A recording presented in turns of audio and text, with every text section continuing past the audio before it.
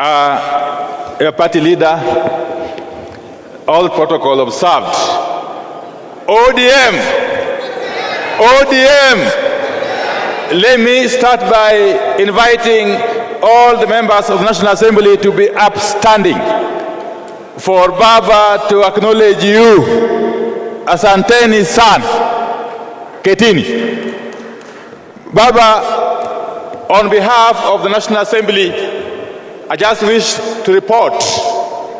I wish to report to this National Governing Council meeting that the parliamentary group of the ODM party in the National Assembly remains steadfast and continues to undertake its oversight role, despite the fact that we are dealing with an increasingly intransigent regime.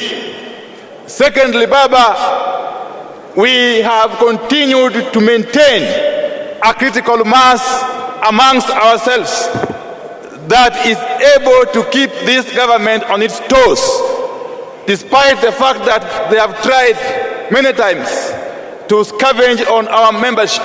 You know, we are dealing with people who don't believe in multipartyism. There are people who, given a chance, would easily take this country back to the single-party state.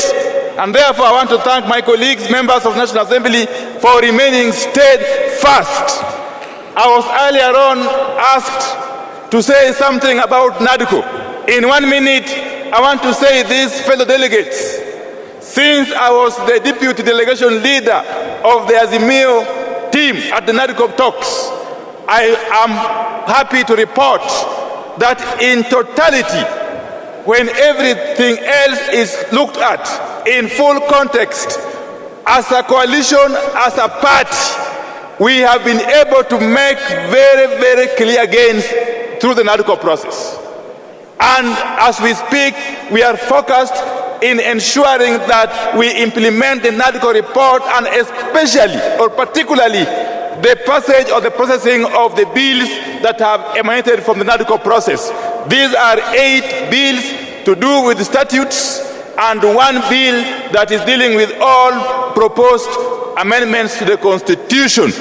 And in summary, fellow delegates, we have been able to push for the reconstitution of the IBC selection panel to be able to represent all interest groups, all key stakeholders, including ODM as part of Azimio.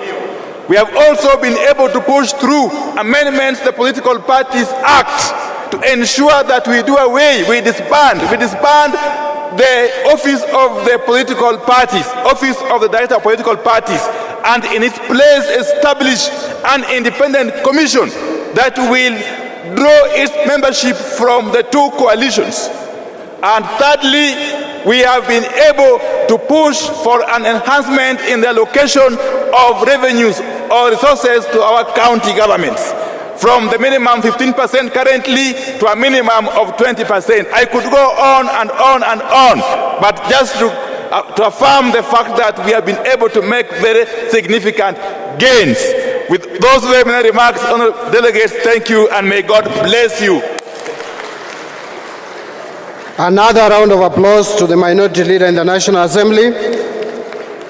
Honourable delegates, on behalf of the Senate, allow me to welcome to the stage the minority leader in the Senate, Justice Stewart Madzayo, who is also the Senator for Kilifi County.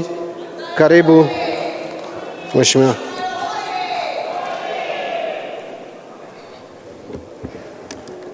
Kiongozi wa chama chetu